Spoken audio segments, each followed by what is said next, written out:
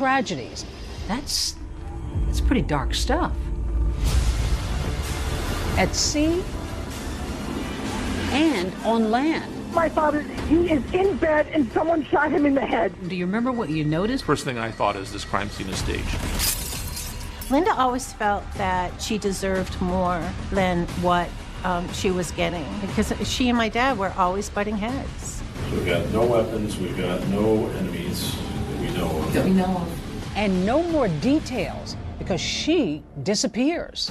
I told her not to go on that boat.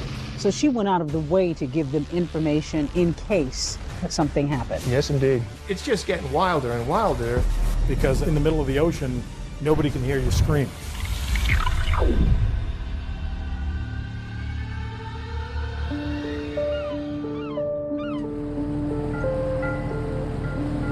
Every fisherman has a story about the one that got away.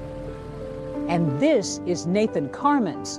The 22-year-old was set to meet up with his mom, Linda, for a late-night fishing trip out here off the coast of Rhode Island. But for Linda, the trip was less about catching bass and more about bonding with her son. Fishing was one of the things that brought them together, and that was Linda really giving herself to the experience because Linda hated fishing. Linda didn't eat fish, but she thought this was the only thing that made Nathan happy, and she wanted to connect with her son in any way possible. That was a common occurrence. They used to go either weekly or sometimes bi-weekly. Nathan and his mother, they'd taken a boating course. They had some fundamental knowledge, but they stuck pretty close to land and were fishing for stripers and blues. Nathan's experience was, I would characterize him as a recreational fisherman. Mom and son planned to cruise toward Block Island in this boat which Nathan recently bought, one that just passed inspection by the Coast Guard a month earlier. That's comforting to Linda, who has a better to be safe than sorry approach when it comes to boating.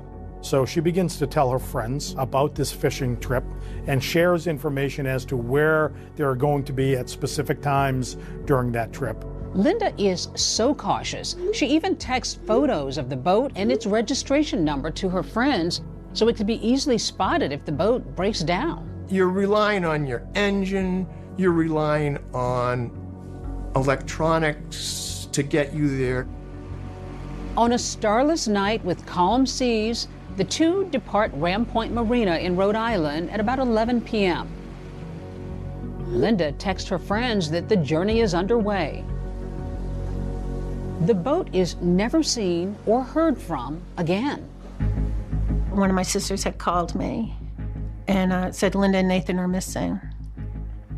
And I kind of freaked out. Linda's friends begin to worry on Sunday of that weekend because Linda had claimed that she was going to come back and text them when she arrived. Linda always did a float log. And, you know, when Linda got back, she'd call her friend Sharon, and Sharon never received the phone call. That's when two of her best friends reach out to authorities and say, something has happened. There are two missing boaters off the coast of Rhode Island. We need your help. It started out as a typical missing persons investigation, which is not criminal in nature. Our first order of business is naturally to find the missing people, gather the facts and circumstances to try to determine how they potentially went missing. Oftentimes people are not missing, they're just overdue. The U.S. Coast Guard quickly begins a search over the Atlantic. The United States Coast Guard really deployed every available resource that they had to find this missing boat. They deployed fixed-wing aircraft, reconnaissance planes, Coast Guard cutters. Given the nature of the success rate that the Coast Guard has with search and rescue, I was very, very shocked that they were not finding anything. We defer to the Coast Guard for search and rescue efforts. In that respect, they were really scouring the ocean, and the search efforts came up unsuccessful. I think it was day 6 that the Coast Guard made a decision to call off any additional search. And at that point, they had covered 64,000 square nautical miles, which is a massive, massive search area. So the Orient Lucky, which is a Chinese cargo ship, they are out around 115 miles south of Martha's Vineyard as they were shifting ballast in their ship. The Orient Lucky routinely travels the high seas picking up cargo, but this time it will make headlines for picking up something else. Lucky indeed. They saw what they believed was an orange ball popping out of the ocean about 1 square nautical mile from where the cargo ship was positioned at the time. And when they got a little closer, they realized it was a life raft. And inside that life raft was a figure, a young man standing and waving a flag in distress. Getting this large freighter close enough to not kill Nathan Carman, but save Nathan Carman was a challenge. And I think the captain made a certain maneuver that allowed them to get a little closer to Nathan where they could deploy a life ring, and the life ring landed several feet away from where the life raft was. So Nathan then had to jump out of the life raft and swim. The stunned crew members document the rescue with a series of photos and videos. Once he's on board, Nathan is offered hot soup, water, and dry clothes. I got a call from my supervisor saying that Nathan had been recovered by a passing ship. I was shocked, and I was thankful that there was a survivor. The rescue, a kind of needle in a haystack, becomes international news. And a man lost at sea with his mother for 8 days has been found alive in good condition. There were pictures of Nathan that were on the front page of newspapers all over the world, because everybody thought that this was a wild story. Next tonight here, the family mystery at sea. More than 100 miles from land, the discovery, and authorities asking what happened. Nathan, this is United States Coast Guard, Boston. Over. Mom and I, 2 people, myself and my mom, were fishing, and there was a funny noise in the engine compartment. I looked and saw a lot of water. The boat dropped out from under my feet. When I saw the life raft, I did not see my mom. Have you found her? No, we haven't been able to find her yet. Nathan Carman is still on that freighter. He's expected to arrive in Boston tomorrow night. So now we can start to maybe get some insight as to what transpired and why it had transpired. But it was also concerning because Linda hadn't been recovered.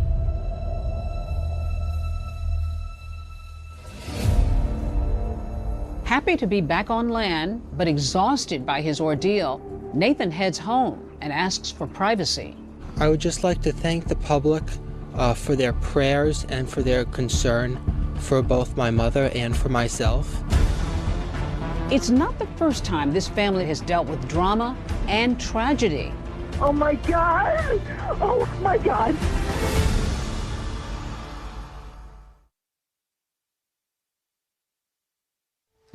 This is a nautical map. The area that Nathan departed from is right up here. His transit would have taken him down this body of water here. And that is the point in which one of the individuals traveling inbound observed Nathan and Linda on the boat.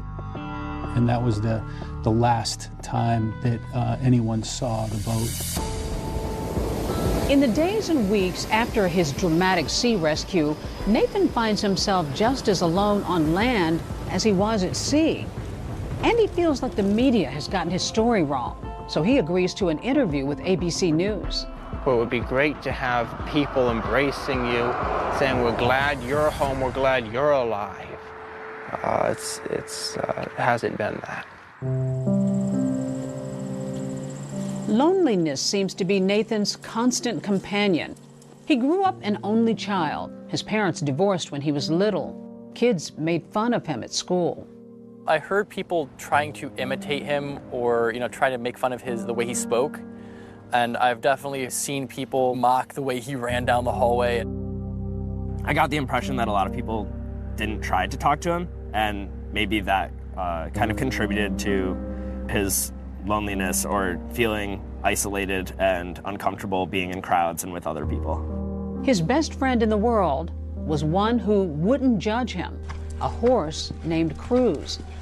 Yes, I was very fortunate in that regard, and I was able to really form a strong bond emotionally.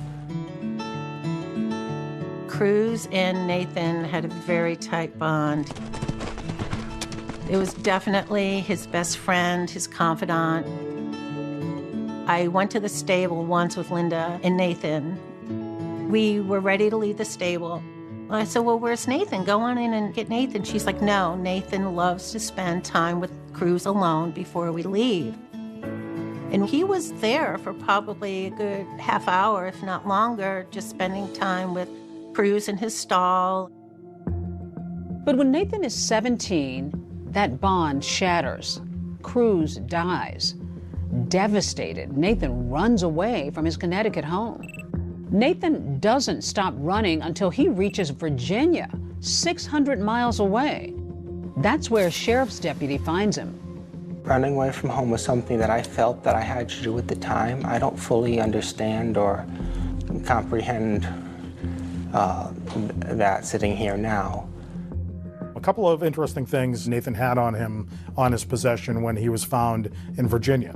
He had $4,000 in cash. That money had been given to him by his grandfather, but he also had a couple of photos of his horse, Cruz. And he had a Ziploc bag with some of the horse's hair in it. His parents drive all night to Virginia to bring Nathan home. Clark Carmen told me that Nathan had fled to a horse farm, or that's where he was supposed to be going, in Florida, because Nathan had told his father that that was a place that he could feel normal. Nathan is diagnosed with Asperger's, which we now know as autism spectrum disorder. Social interactions and communication skills can be challenging. I'm not someone who understands relationships or who's good about talking about emotions. But Nathan does share a close relationship with his grandfather, John Chocolos, a wealthy real estate developer who made his fortune in the nursing home business. My dad had 5 sisters and 4 daughters, and then he had his first grandchild. That I think Linda was really excited that she had a boy to bring into my dad's life. And then Nathan comes along, and he's your uncle's first grandchild. He doted on him.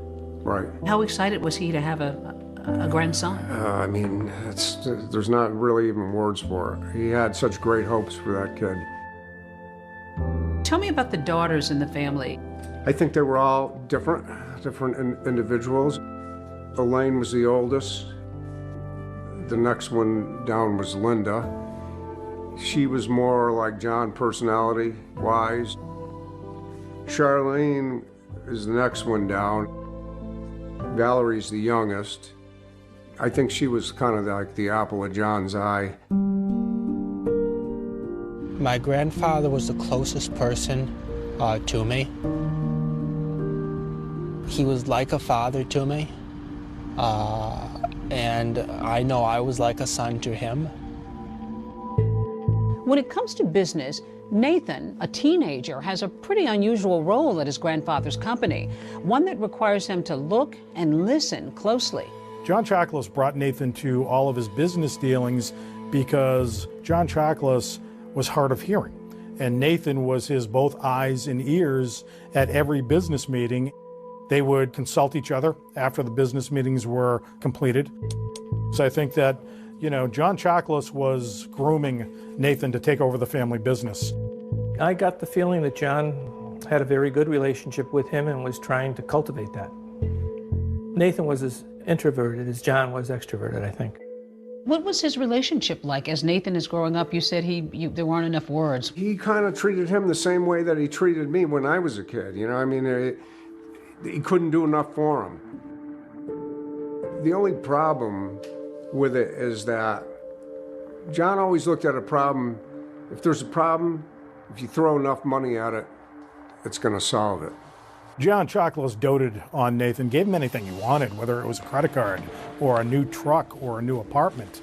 There was nothing that Nathan needed because John was always there with his checkbook or his credit card to give Nathan anything he wanted. With a support system like his granddad, Nathan's future could be limitless until one phone call changes everything. Oh my God! Oh my God! The front door was locked. Oh, my God. Possible 45. Oh, my God. I don't even know what to do. I don't even know where to look.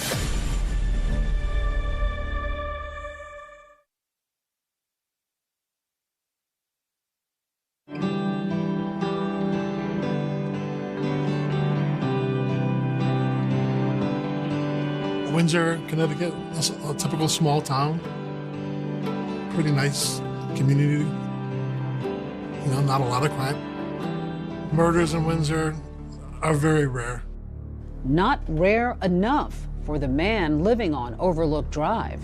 John Chocolos was a self-made man here in Windsor, Connecticut, running his multi-million-dollar real estate business out of his modest home. That is until the morning of December 20th, 2013. Police arrive here after getting an urgent 911 call.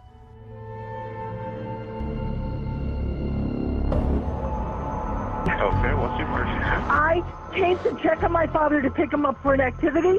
He is in bed and someone shot him in the head. Is he still alive? I don't think so. I walked into the bedroom and there's blood all over the back wall.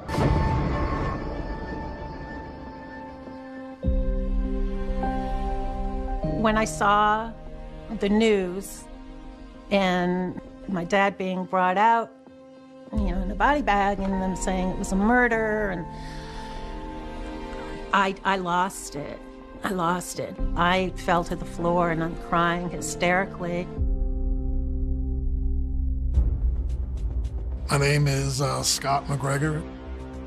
In 2013, I was a detective for the Windsor Police Department. Mr. Chocolos was found in a bedroom on the upper part of the house. In his bed, we found him that he had been shot 3 times.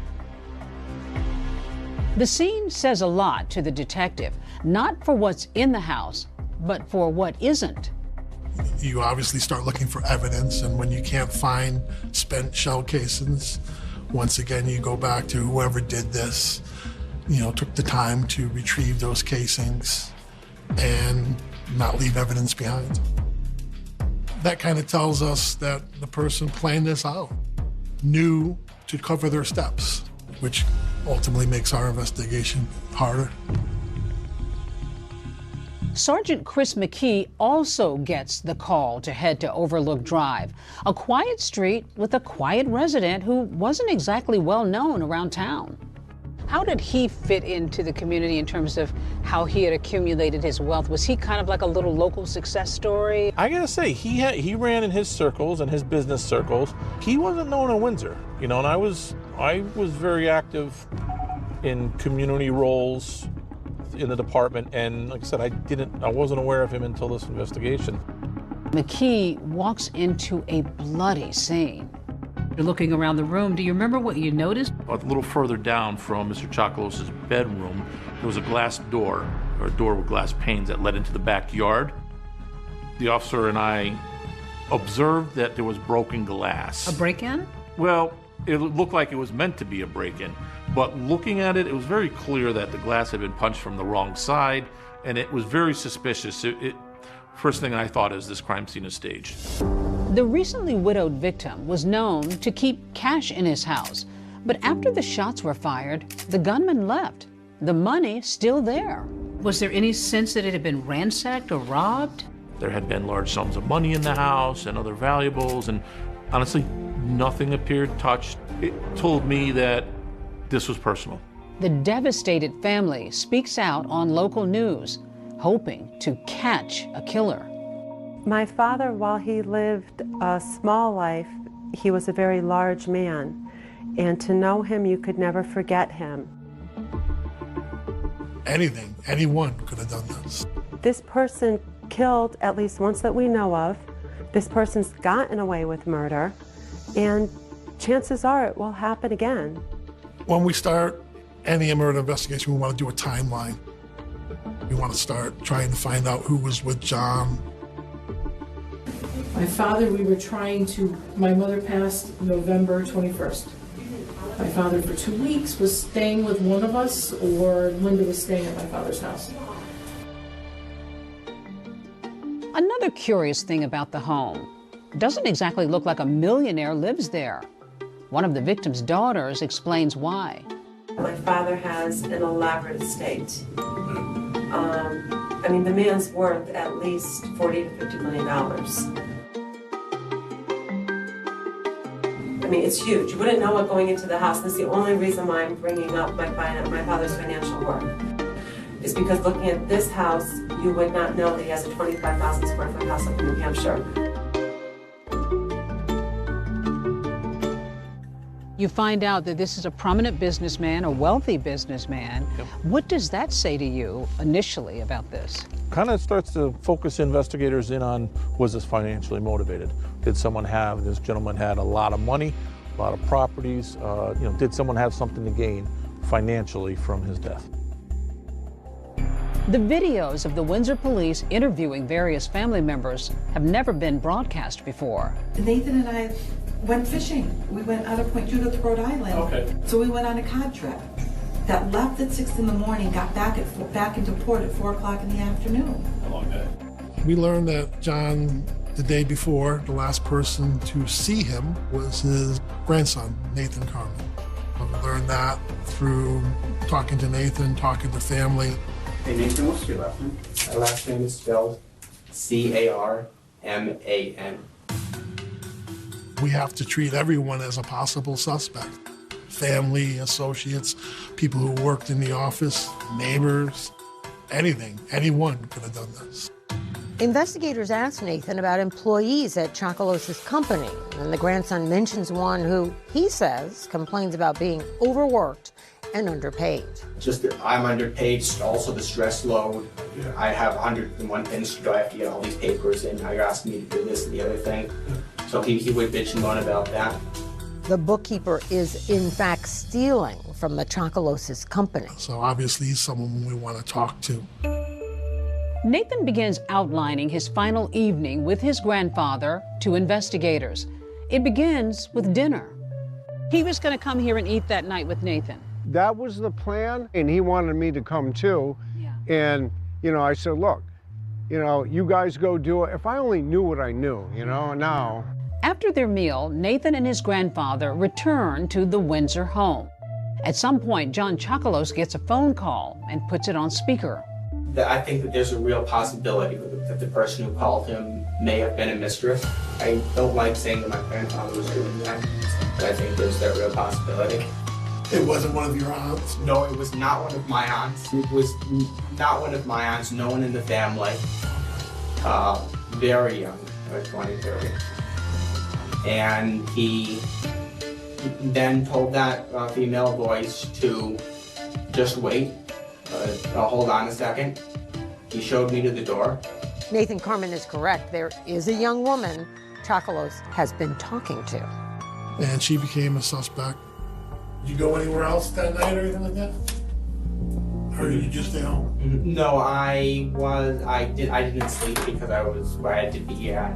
I was supposed to be at meet my mom at 3 o'clock. Okay. When I fall asleep, I have difficulty waking up. Okay. So I tried to stay awake. I did run out to Stop and Shop, and I got some ice cream for myself. I picked up a few AAA batteries because I was out of them, and then I headed home. Then I stayed until I went back out to meet my mom. Investigators don't have much to go on, with the exception of some security camera footage, which they used to retrace the last days of John Chocolos's life. Like this casino video, where the 87-year-old is seen with a much younger woman. Will it provide investigators with answers?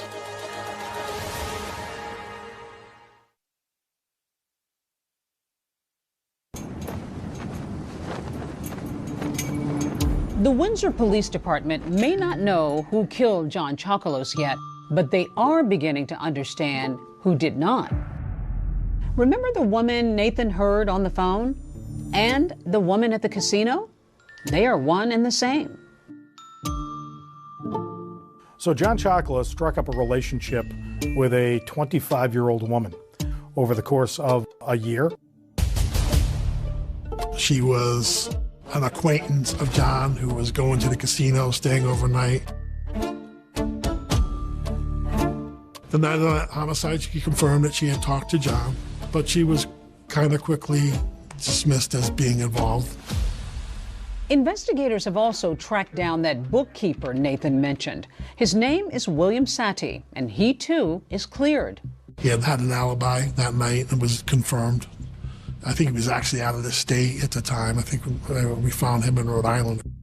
While cleared as a suspect in the murder, Satie was later convicted of stealing some $400,000 from Chocolus' company.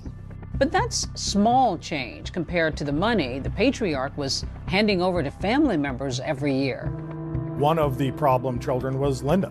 Linda was taking John's allowances and going off on spending sprees at casinos or going skiing or taking these lavish trips around the world.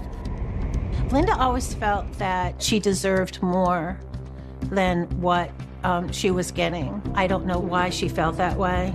I don't know, because she and my dad were always butting heads. Father and daughter also butt heads over the way Nathan is being raised. The relationship between John and Linda was always volatile, but one day it turned violent. And that was over Nathan's care. Nathan was put into a psychiatric hospital shortly after his horse, Cruz, had died. And the accusations begin to fly.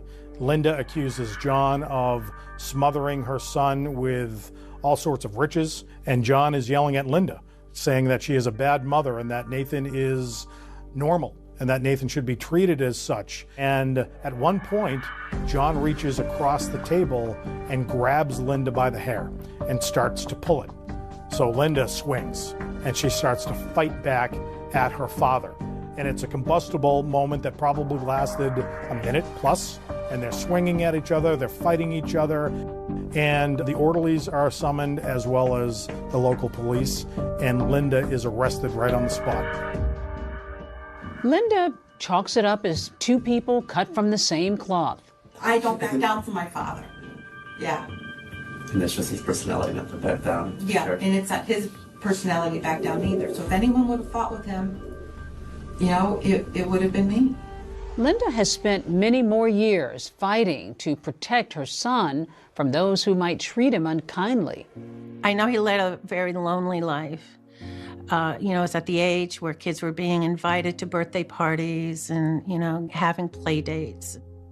And nobody was calling for Nathan to go to the birthday party. And, it was sad. And she hated that for her child. Any mother would hate it if her child wasn't included in anything.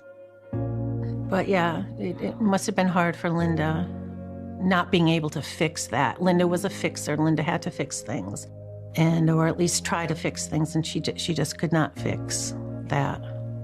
Linda and Nathan had a very unique and conflicted relationship. Nathan saw his mother as somebody who was incredibly domineering, and Linda was always trying to get him the therapy that she thought he needed.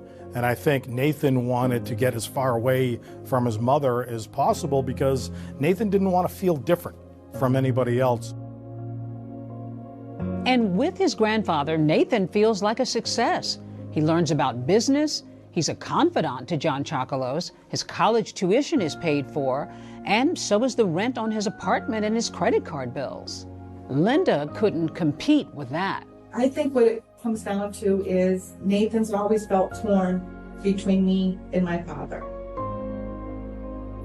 Picking sides. Like he had to pick a side. How's your relationship in general to your mother? I did move out of our house, and when we were not on good terms, but I since started speaking to her again. Probably about a year ago. Did that concern you at all in terms of looking at him as a suspect, that maybe he might exhibit behavior that you wouldn't normally see, but he does have a disorder? That was a concern of many of us, are the behaviors we're seeing, are the answers he's giving in that one interview that he did grant, are these more aligned with behaviors perhaps of someone who is on the autism spectrum? Or can we look at these for what we normally would kind of think, this is kind of sketchy, a little suspicious, we want to delve more into this. Was your grandpa involved during that time? Yes, my grandpa. He facilitated financially my ability to go off on work. So for Linda, the recent fishing trips are a way of pulling her son back into her life. But now there's the murder of her father to deal with and lots of money at stake. Everybody is under the microscope. Do you own any weapons? No. Anybody else in the family own any weapons? No. Anybody have access to any weapons? Anybody that knows anybody that knows anybody that has weapons? Nothing at all. Okay. So we've got no weapons, we've got no enemies we know of. That we know of. Do you own any firearms? I do have an air gun. I'm not sure if that counts as a firearm, but... Is it the only? Yes, it is. But after speaking with a long line of friends, family, and business associates, investigators are about to realize they've been lied to.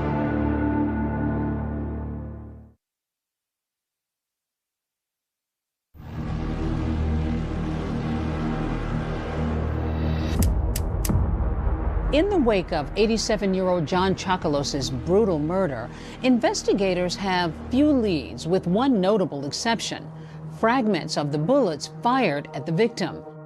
There's hope that they could be traced back to a possible murder weapon.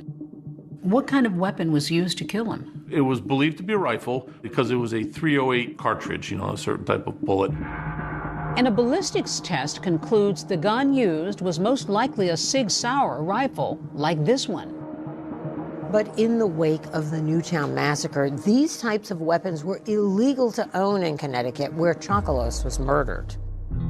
The detectives focused a lot of their attention on New Hampshire. They scoured gun dealers, I think well over 600 gun dealers, looking for that Sig Sauer rifle.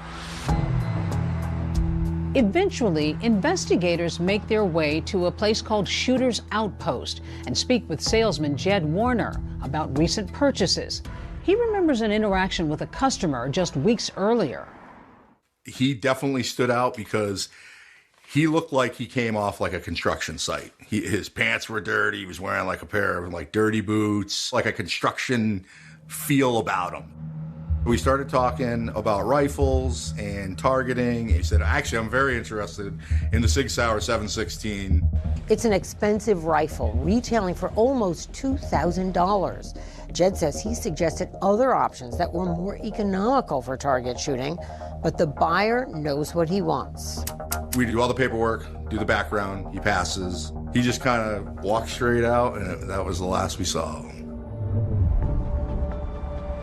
2 officers from the Windsor area were there, and then a local, like a Connecticut ATF agent. We had to like go through all the stuff, try to figure out the day of sale. And there they find it, a bill of sale for a Sig Sauer rifle. The name of the purchaser, Nathan Carmen. And that became an incredible aha moment for investigators and potentially the smoking gun in this case. After the discovery at Shooter's Outpost, Nathan is asked again about owning any guns. And since, because I just wasn't feeling safe at home, I did buy a shotgun. You did buy a shotgun? That's correct. Any other purchases of a firearm anytime? No. And that wasn't ever volunteered or brought up until investigators found this out-of-state bill of sale and then confronted Nathan with it. And how did he respond? Well, he acknowledged that he had bought this weapon. When asked about it, he said he lost it, and he didn't know where the gun was. That had to be really a red flag for you all. It was. Most people don't lose those firearms or any firearm. But yeah, you don't normally hear, I don't know where it is. And there was no report of him, making a report that it was stolen, lost, etc. So what are you thinking at this point? You've been kind of connecting these dots. Well, it gets better. There was at least 1 hour of unaccounted time during which Mr. Chocolos was shot that Nathan couldn't account for his time. Linda arrives at this Home Depot parking lot at 3 a.m., where she and Nathan are set to meet up to go fishing. But Nathan is nowhere to be found. You left your house on about 3, and we know you got to Glassbury, based on your own words, on about 4. Why would it take an hour to travel? And I'm guessing, 20-something miles at the rate of 65 miles an hour, it's just mathematically not possible. On or around 3. Okay. About 3. So perhaps after. But this security footage taken outside Nathan's apartment complex shows him leaving at 2:57 a.m. Linda tries calling her son 3 times, but his phone appears to be turned off. He finally calls her back at 4:01 a.m. Did you think you were closing in on an arrest? I thought so. Yes. I have to ask you straight up, were you involved in your grandfather's death? Did you kill him? Absolutely not. No. But that potential smoking gun, the Sig Sauer rifle, is still missing. Despite a months-long extensive search of Nathan's apartment, the Chocolose estate, and surrounding areas for that crucial piece of evidence, it's nowhere to be found. And I think that's exactly what they were pinning their entire case on, was that murder weapon. Had they found it and connected it to Nathan, then Nathan would have been in handcuffs. And so law enforcement was directed to keep working to try to build the case. This had to be frustrating. It just tears at you because, you know, you think you've got it. The family had put up a huge billboard on Interstate 91, you know, and coming and going to work every day, I would see that. I would see Mr. Chocolose's face. I would see, you know, reward money for information. Even though Nathan is under a cloud of suspicion, he's still a free man, but feels like he's an outcast in his own community now. So he takes a portion of his inheritance that had been given to him by his grandfather, and he leaves the state. He travels to Vermont, and he buys an historic farmhouse, and he also bought a boat. Nathan buys a 31-foot fishing boat, formerly called the Chicken Pox. He plans another fishing outing with his mom, Linda, who has stood by him throughout all the accusations.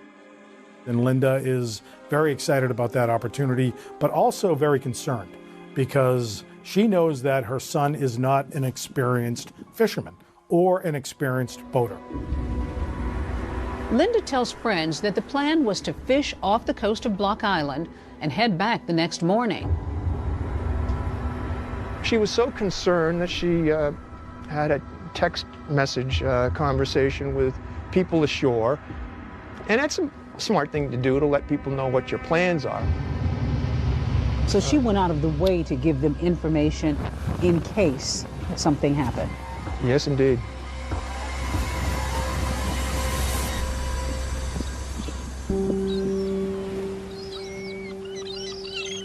When Linda fails to check in, her friends start to worry.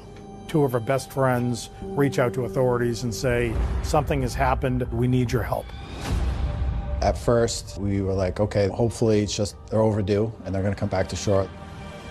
But after several days elapse, authorities search Nathan's home and vehicle and find some alarming items. We start thinking that he may have intent to either harm himself and his mother or both of them. How did you get word that something had gone wrong with that? My cousin Charlene called me and told me that they were missing. And I said, I told her not to go on that boat. Here is Nathan in a 31-foot aluminum boat with his mother, who's got no experience boating, and he thinks that he's the master fisherman or the master boater. Or does he think this is the perfect place to kill his mother? Because in the middle of the ocean, nobody can hear you scream. But what really happened on that boat? Nathan Carmen answers tough questions under oath. How often did you lie to the Windsor Police Department? There was one inaccurate.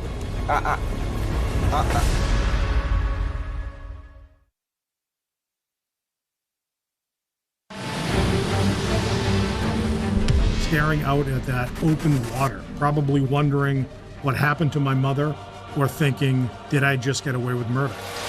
His mother is still missing and feared dead. And the question becomes, what happened? Everybody wants to know what happened. I didn't know if she had been dragged down with the ship.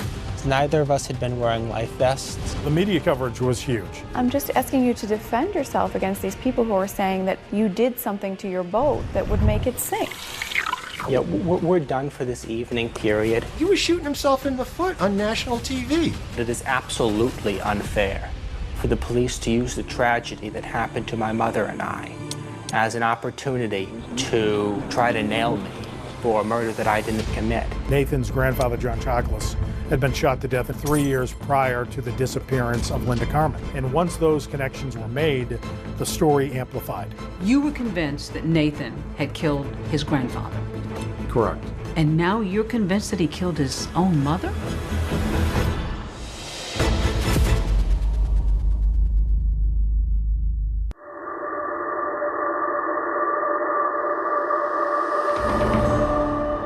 It's a story about greed and heartless brutality.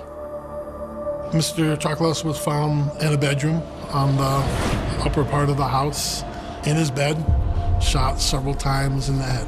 We have to treat everyone as a possible suspect. Anyone could have done this. But my sisters had told me they suspected Nathan. And that just totally blew me out of the water. The daughters of John Chocolus got very angry that there was really nothing happening with the case. They couldn't find the murder weapon. They hadn't arrested Nathan Carmen. And it's just getting wilder and wilder. Could a family be this burdened to have a second catastrophic event? I didn't know. This is slowly starting to move from a missing persons case to something other than a missing persons case. It's been 3 years since John Chocolos's murder, with no charges ever filed. Now, the family is facing yet another tragedy as Chocolos's grandson, Nathan Carmen's boat sinks on a fishing trip, with Nathan's mom, Linda, missing and presumed drowned. We're going to head out on a ride on the open water to get a better idea of what happened out here. I met up with Dave Farrell, a maritime lawyer for Nathan's boat insurers. So let's pick up with when the Coast Guard gets involved in this. They had a lot of vessels out here. They had a lot of aerial searches. And they were really crisscrossing an area that eventually was 64,000 square miles. That's a big coverage area. Yeah, the state of Georgia. And then 2 days later, there's a big shock. The Orient Lucky finds a life raft 106 miles south of Martha's Vineyard, and in it is Nathan Carmen alone. With his crew already snapping pictures and recording video, the ship's captain is alerted to a life raft in the water. After spotting Nathan Carmen and his life raft at sea, I sounded the alarm for our crew to prepare for the rescue efforts, and we were ready to rescue him. They threw him a life ring, and he grabbed it with his hands. He got dragged up toward the hull of the ship. He was able to push off the side of the ship with his outstretched hand, and he was able to climb up the gangway.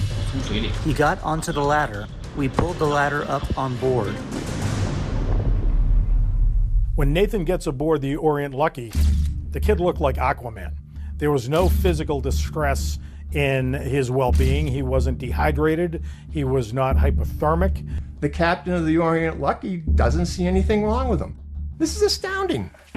I got the call from my supervisor that he'd been located and recovered. I was shocked, and I was thankful. I was happy that there was a survivor, but it was also concerning because Linda hadn't been recovered.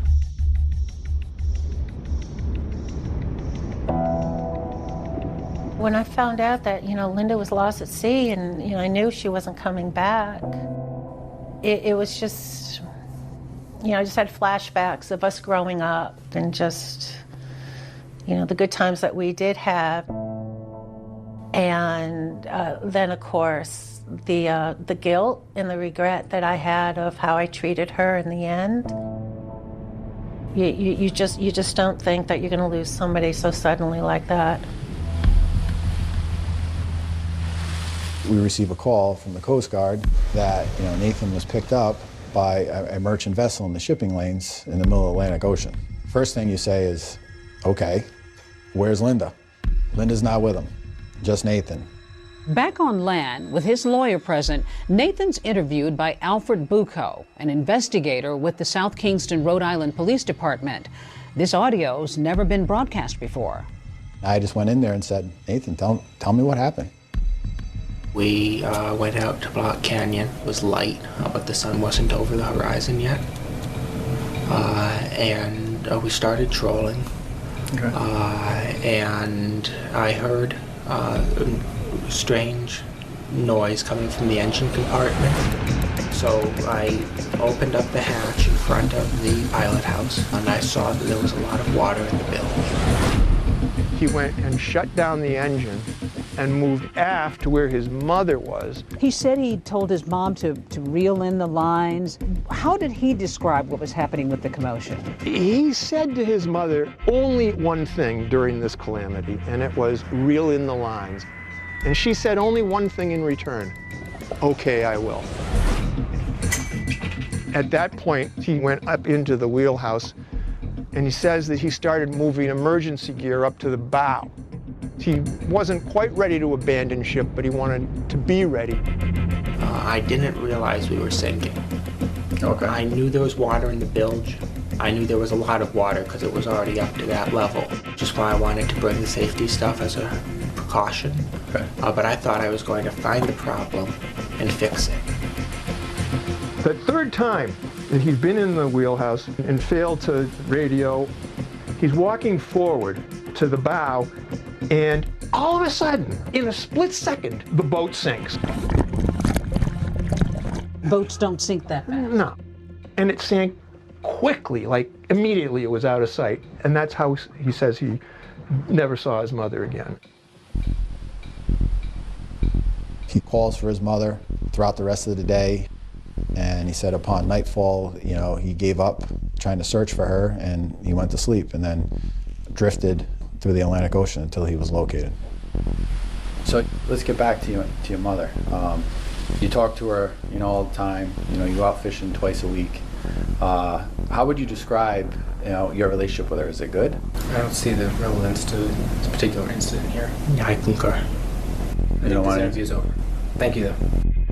After the interview is over, from our perspective, we're like, okay, this isn't just a missing persons investigation. We may be dealing with maybe a homicide. Captain Hengdong observed Nathan walking the deck of the Orient Lucky for hours at a time by himself, staring out at that open water, probably wondering what happened to my mother, or thinking, did I just get away with murder? And soon, the whole world will hear from Nathan Carman in his own words. She'd always been kind of reluctant about safety. I guess she had good reason to be.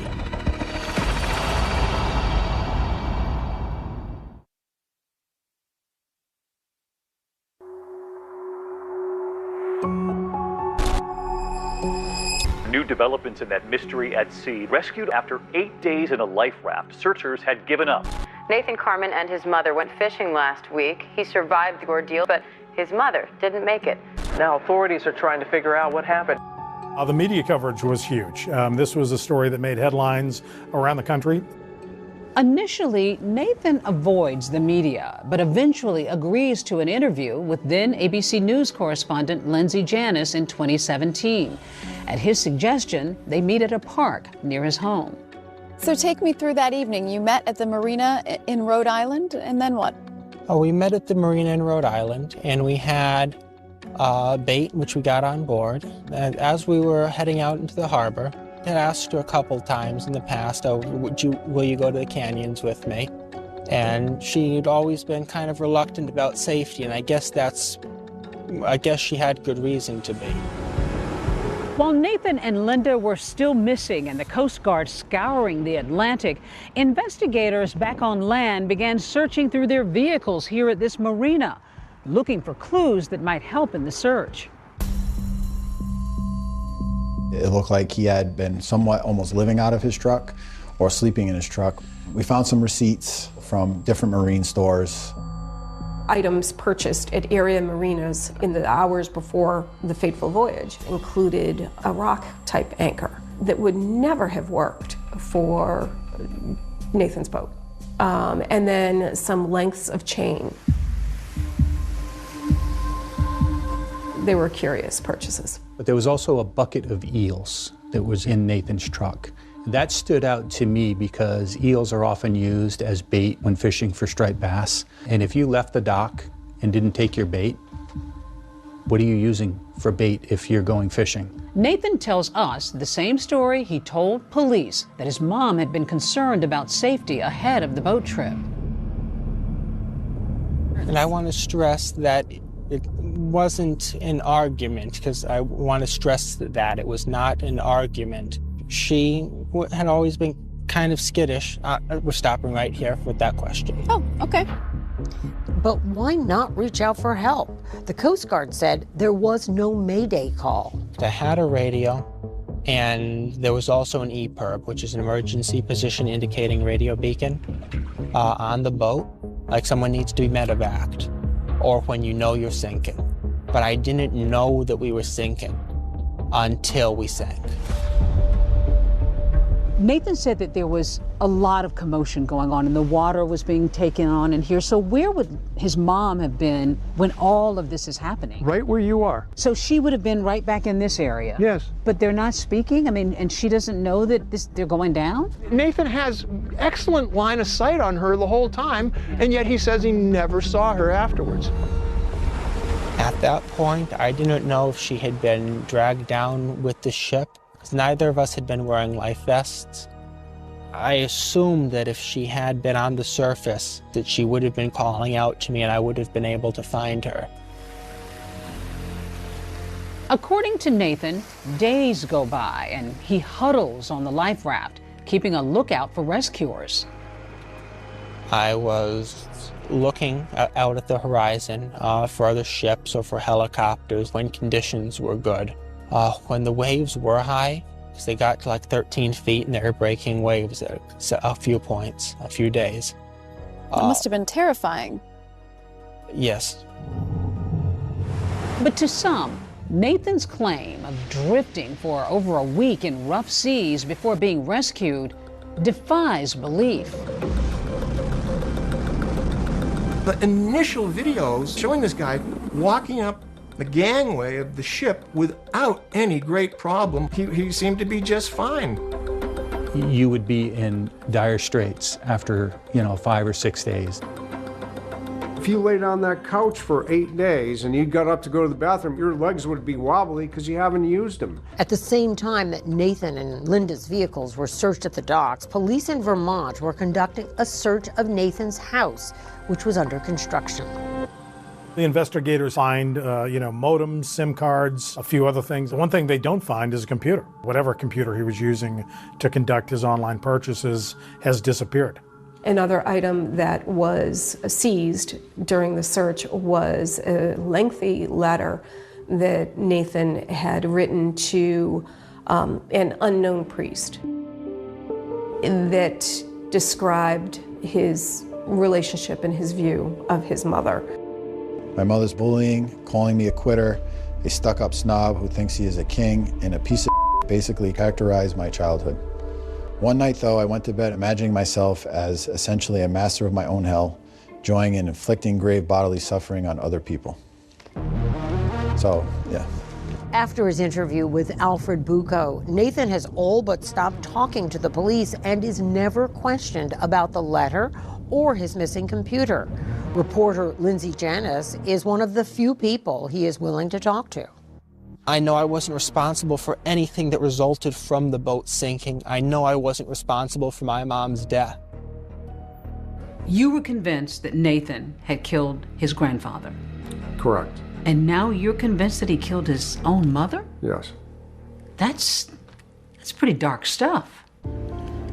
If the interview hadn't already made Nathan's story seem a little fishy, the follow-up was even more eye-opening. I did not cause my mother's death. We're done here this evening. If you have nothing to hide, there shouldn't be a problem answering the questions.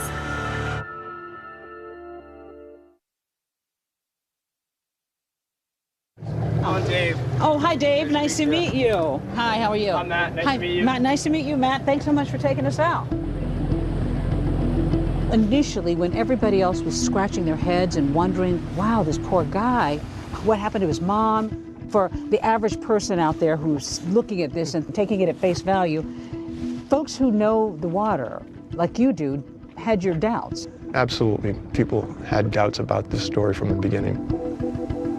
With Linda Carmen presumed lost at sea, her reportedly tumultuous relationship with her son Nathan was under renewed scrutiny. He sits down with 2020 for a second interview, which now holds new significance. If someone said that you did not get along with your mother, that you did not like her, is there any truth to that at all? No, there's not any truth to that. Our relationship had grown from where it had been. We did have a challenging relationship at one point in my life, but she was the closest person in the world to me after my grandfather passed. Will you inherit all of what your mother had? That's something that I can't comment on at this time. But unbeknownst to Nathan, his mom has decided not to leave him any inheritance. She even records a video message obtained exclusively by 2020, explaining that he won't be getting her house. Hey, big guy, I guess if you're watching this, you're watching this. I want to explain why I did what I did, and why my will is stated the way it is. I feel that when you moved out, you took everything that was of value to you and everything you wanted. That's my feeling. And in her written last will and testament, dated 3 years before she disappeared, Linda explicitly excludes Nathan as a beneficiary. By now, more details of John Chocolos's death and the subsequent investigation have risen to the surface. Initially, the media was unaware that Nathan's grandfather, John Chocolos, had been shot to death in his bed 3 years prior to the disappearance of Linda Carmen. And once those connections were made, the story amplified. It wasn't a bittersweet rescue story anymore. It was something potentially much more devious. So, at what point in your life would you say that you became really close with your grandfather?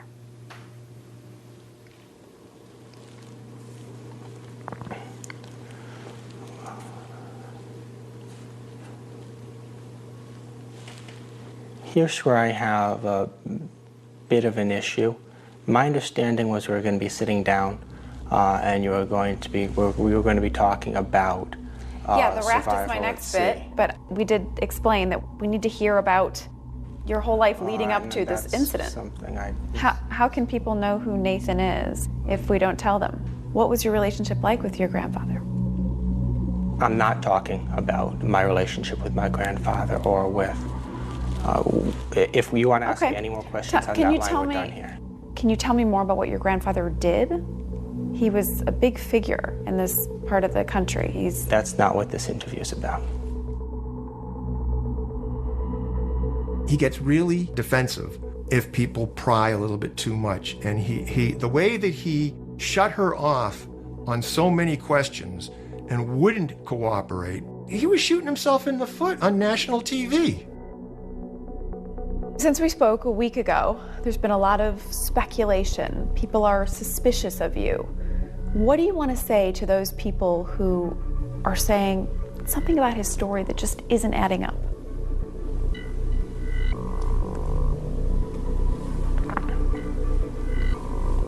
I'm not aware that those people exist. There are suspicions about the boat trip. Since we last got together a week ago. I've said the way it happened. I'm just asking you to defend yourself against these people who are saying that you did something to your boat that would make it sink. That's not true. Nathan had never been interviewed at length by a network or by a reporter, so this was something new to Nathan, and I think Nathan thought it was going to go one way when it certainly went another way. Was there an issue with the boat that needed to be fixed? No, there were.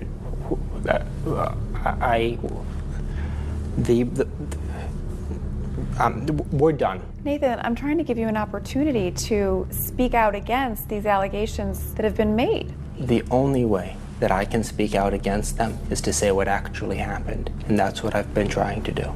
Another thing that's happened since we last got together, police searched your mom's home. Yeah, Did you know anything about that? We're done for this evening, period. We're done We're here. not trying to make you uncomfortable. We're trying to give you an opportunity to answer some of these allegations. We're done here this evening.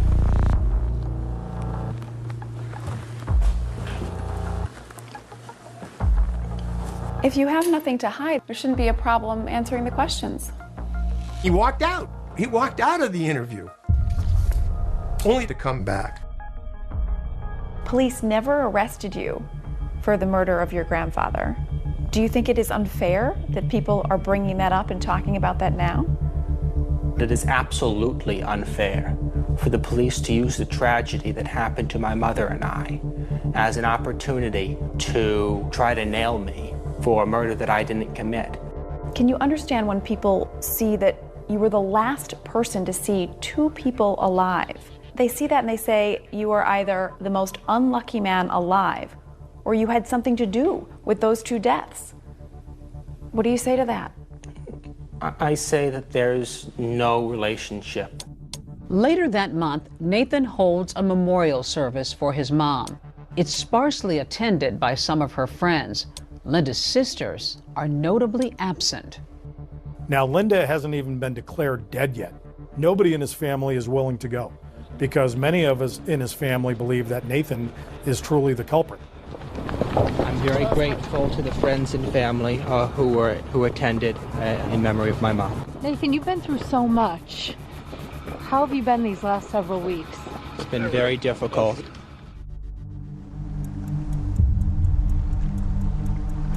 We had no boat. We had no body. But as in any investigation, there's always evidence that can be recovered. It's just a matter of making sure that you know where to look. There's all hands on deck at that point to try to uncover the truth. As with the death of John Chocolos, according to investigators, there isn't enough evidence to charge Nathan with a crime. But in a twist of fate, a seemingly innocuous insurance claim for the sunken boat is about to take the saga of Nathan Carman in an unexpected direction. Some of these strange occurrences maybe could be chalked up to an inexperienced fisherman, a guy who's panicking. You know, I spent a lot of time with Nathan.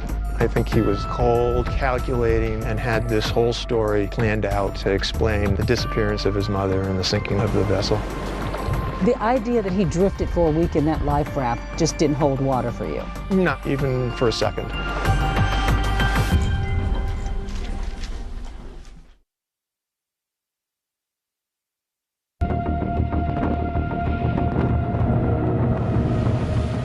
The Nathan Carman case was incredibly explosive. A young man is plucked out of the ocean. That just conjures up all of these images of, say, Tom Hanks in Castaway. Author Casey Sherman has spent the last 2.5 years researching the case for his new book, Blood in the Water. The story is so complex and it has so many layers to it. Not only do you have one potential murder, but it's the story about a family and how wealth can corrupt. As investigators continue digging into Nathan Carman's story of being lost at sea, he takes action, filing an insurance claim for $85,000 to recoup the loss of his boat, the chickenpox. It happened very promptly, and that indicated to me that this guy's really serious. The insurance company is not going to pay Nathan. In fact, they are going to take Nathan to court. Nathan also didn't back down. We filed our suit to deny insurance coverage. We were in for a fight. We came away with the distinct impression that almost everything he said to us was a lie. There were holes in every aspect of his story.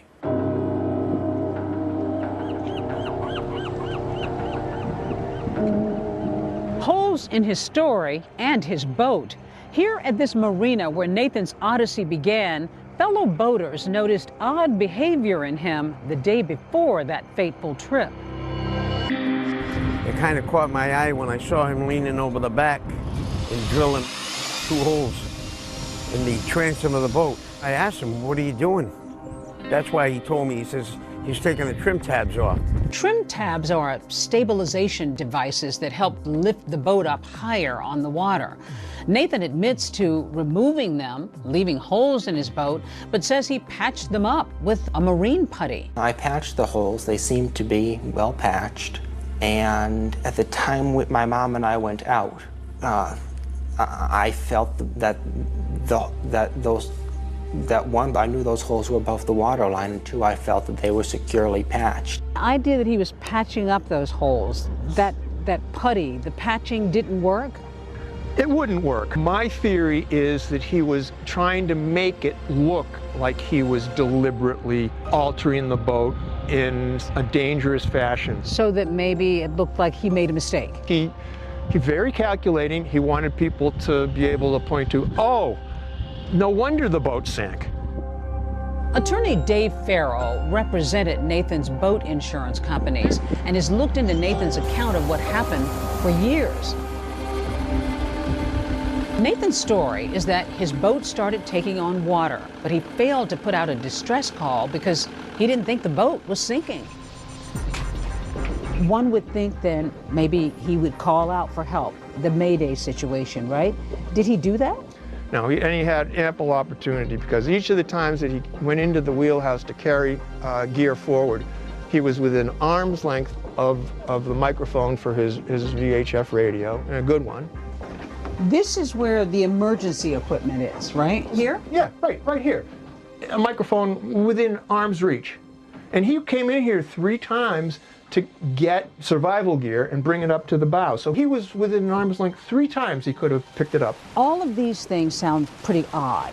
Maybe you can chalk them up to panic and inexperienced fishermen, but you would have to have hard evidence to really show that he wasn't where he should have been. I got an oceanographer to assess whether it was possible for him to drift in a life raft to where the Orient Lucky picked him up 7 days later. And was it? Absolutely impossible.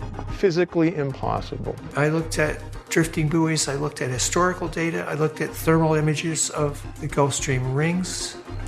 All these different systems showed the currents going westward, and Nathan claimed he drifted eastward.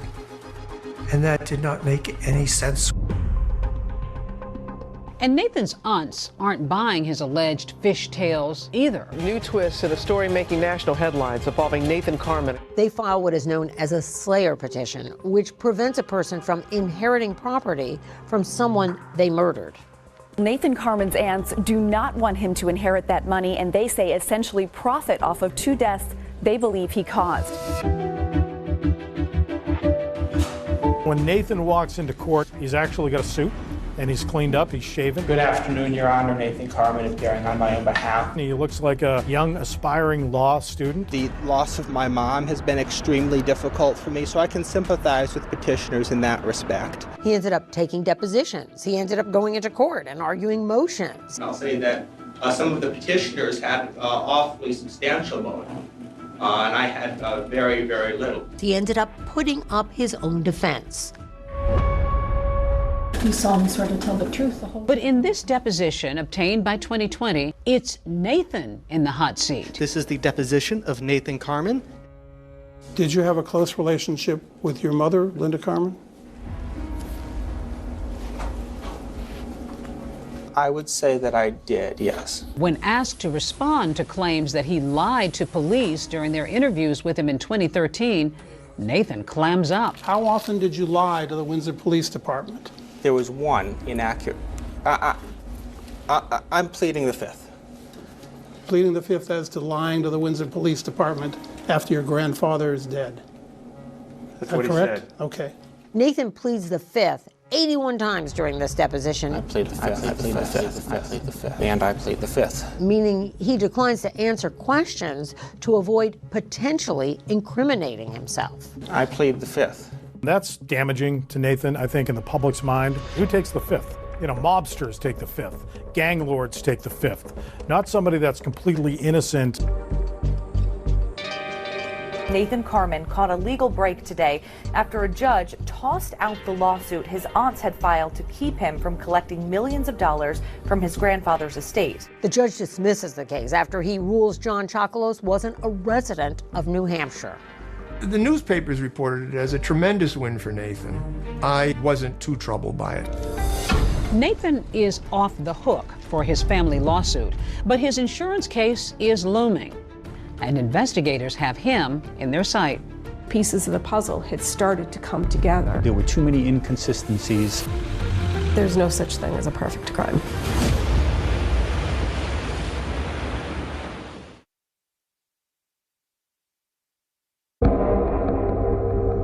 Nathan Carmen and his insurer head to court in Providence, Rhode Island, battling it out in what would be Nathan's biggest legal challenge yet. Was Nathan at fault for the sinking of his boat, or was he owed a payday?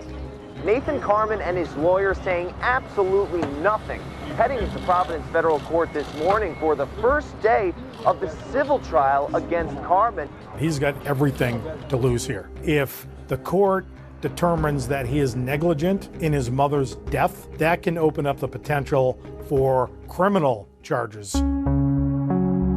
Nathan at times was very agitated during the trial, but he was also very active, always leaning over and having conversations with his attorney. And he was right in the thick of things. He takes the stand, sticking to his story of what happened on that boat.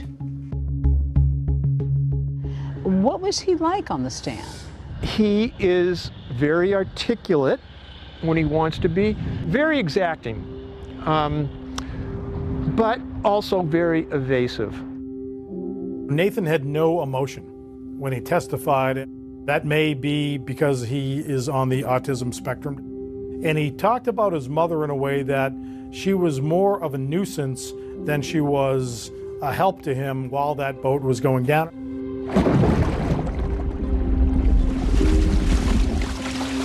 The judge asked him, "What's going on with your mother during all this time?" And Nathan's peculiar answer was, "My mother was part of the problem rather than the solution to a sinking boat."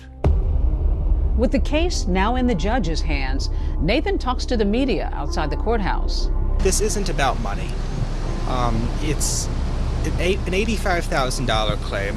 I almost feel like I have a responsibility to my mom to make sure that the truth comes out. At the end of the trial, the judge rules that Nathan was negligent with regard to the sinking of the chicken pox. That was a small victory for me because at least a little bit of justice was prevailing through it all. The civil case acted as the de facto criminal case. FBI investigators, Coast Guard investigators, attorneys, prosecutors, they all had front row seats. Now it transitioned to his house in Vermont. Pieces of the puzzle had started to come together and had started to paint a picture for us that this was in fact a criminal act. There were too many inconsistencies. There were too many things that just didn't add up. It became very, very clear that Nathan had committed a crime on the high seas. We don't have a body, we don't have a boat, so it's a very, very difficult case to try to prove. The grand jurors have to decide, is there enough evidence to proceed and indict? It took several years, but Nathan Carmen is now charged with killing his mother. Nathan agrees to meet with investigators, but has no clue what's about to happen. Nathan was surprised when he was advised that he was under arrest for the murder of Linda Carmen. It was like something out of the golden age of piracy. Nathan was charged with murder on the high seas. According to an indictment, Carmen devised a scheme to defraud his grandfather's estate and to obtain money from the trust, and the murders were part of this scheme. However, the indictment doesn't charge Nathan with the murder of John Chocolos. Medical records, school records. Nathan hires defense attorney Marty Manella. Marty Manella is a long-time, very bulldogged litigator. And when he met Nathan, he not only found a client, but he found a son. He had literally no support. That was probably the hardest thing that Nathan had to endure, the fact that he had no one. But he had us. He really had us. And I had never, in 50 years of practicing law, had that kind of relationship with a client. Never. As he's escorted into federal court for arraignment, cameras catch Nathan defiantly proclaiming his innocence. Not guilty. Before pleading not guilty to the court as well. During Nathan's detention hearing, his aunts read a letter to the judge saying that if you let him go, they would be in fear for their life. I was very relieved that Nathan was going to be put behind bars. If Nathan was not arrested and not contained, I really think he would have gone on a murder spree. For years, Nathan had lived in solitude in Vermont. He had never threatened anyone. So to me, it was unusual that they were in fear of what? The court sides with his aunts and denies Nathan's bail, setting a trial date for October 2nd, 2023. Marty and his team get to work. It was a huge undertaking, and it was a daily, 7-day-a-week thing. It really became part of our lives. Nathan was incredibly active in his defense. Every waking hour when he wasn't in his jail cell, he was at the prison library, poring over legal books. This case was his whole life. He wanted his day in court. He wanted to clear his name.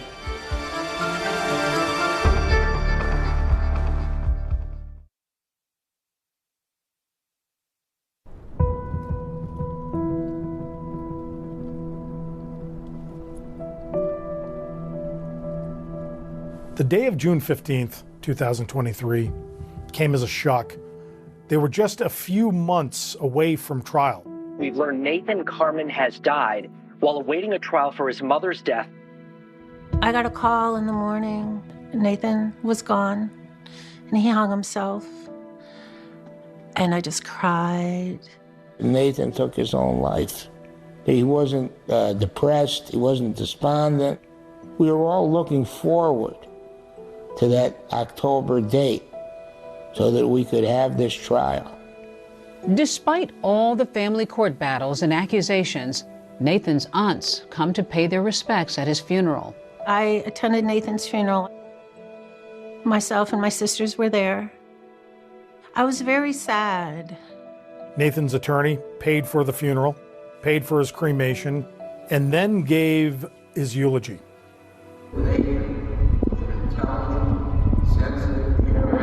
Non-violent and loving young man. Sleep with the angels, my dear friend. It was probably the toughest thing I ever did because it was like losing a family member. May sound crazy. You lose cases, you lose clients, but you don't have that kind of contact that we had with this person. I think he is both a victim and a villain in his own story. Nathan Carmen remains an enigma. The criminal charges against Nathan were dismissed. So in the eyes of the law, Nathan is an innocent man still today. Months after Nathan Carmen's funeral, a Connecticut judge officially declares his mom, Linda, deceased 7 years after she disappeared at sea. The Windsor Police Department tells 2020 that John Chocolos's murder case is still active.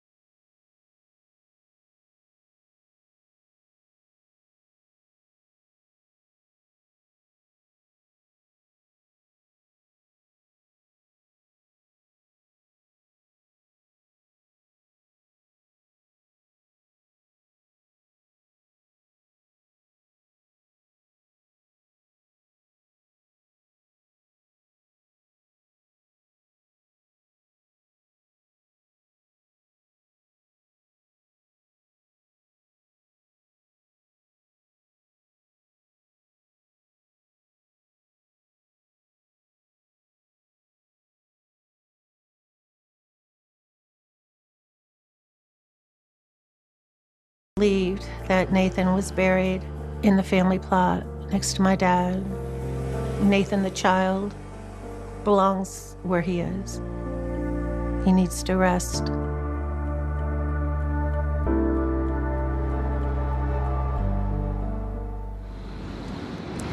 That's our program for tonight. Thanks for watching. I'm Deborah Roberts. And I'm David Muir from all of us here at 2020 and ABC News. Good night.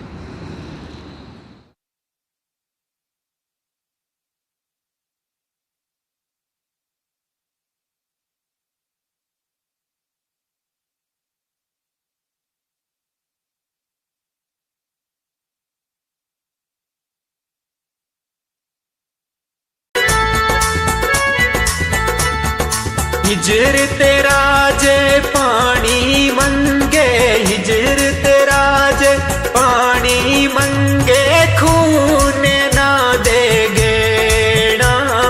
दिल करदा तेनू कोल बिठा के दर्द पुराने छेड़ा। दिल करदा तेनू कोल बिठा के दर्द पुराने छेड़ा।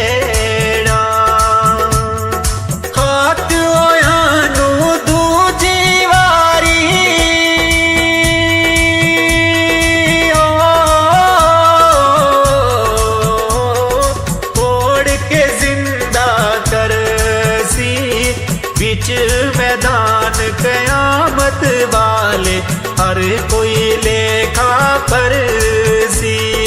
बिच मैदान कयामत वाले हर कोई लेखा परसी।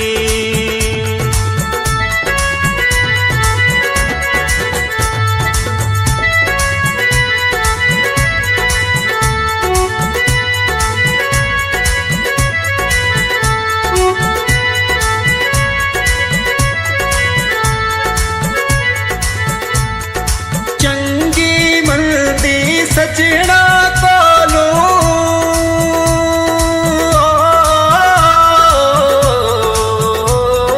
सवारी हो जांदी।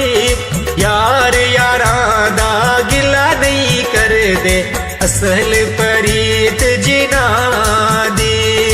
यार यारां दा गिला नहीं कर दे, असल परीत जिना दी। रब दे द्योवे इजाजत राया, दिल दी नगरी खाली हो गई, कंड कीती जद पाया। दिल दी नगरी वे खाली हो गई, कंड कीती जद पाया।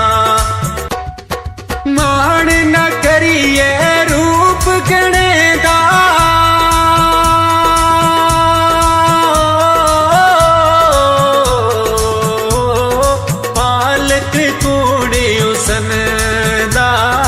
सदा नावे रहसन शाखा हरिया, सदा नावे फुल चमन दा। सदा नाए रहसन शाखा हरिया, सदा नाए फुल चमन दा। बेकदरा नल प्यार वदा के, बेकदरा नल प्यार वदा के, दुख वे उठाया पारा। दिल भी टूटिया आस भी मूकी, जहाँ बेकदरा यारा। दिल भी टूटिया आस भी मूकी, जहाँ बेकदरा यारा।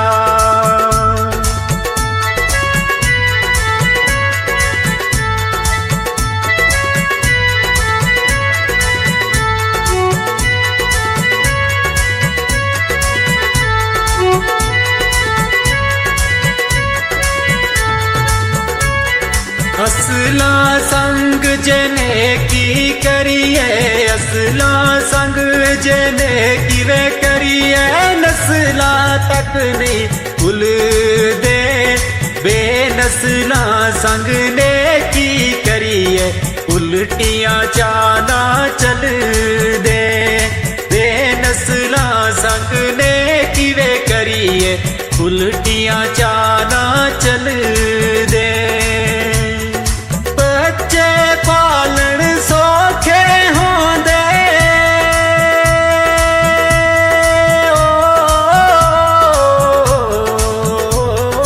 ओके पालन मापे पिछली उमरी इस नुक्ते दी समझ आ जांदी आपे पिछली उमरी इस नुक्ते दी समझ आ जांदी आपे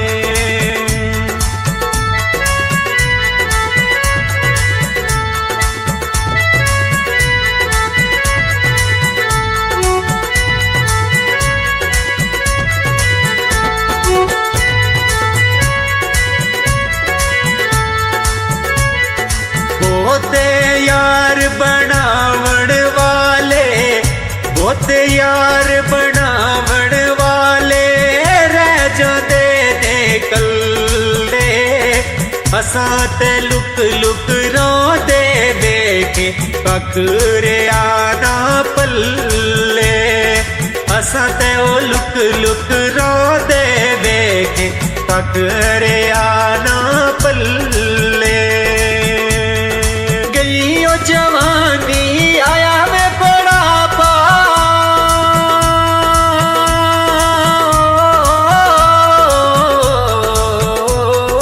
जाग पईया सब पीड़ा हुण किस कम मोहम्मद बख्शा सौंफ जवैन हरीड़ा हुण किस कम मोहम्मद बख्शा सौंफ जवैन हरीड़ा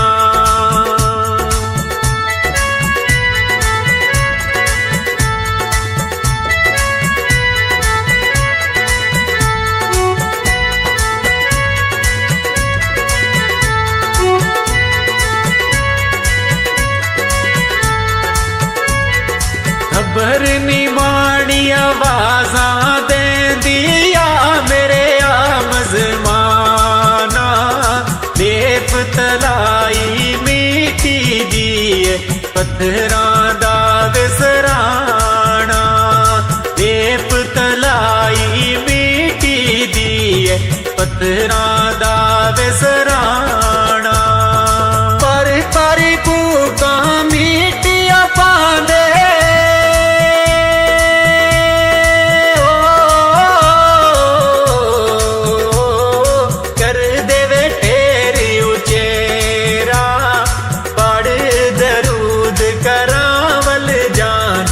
पत नहीं पांदे फेरा पढ़ दरूद करावल जादे पत नहीं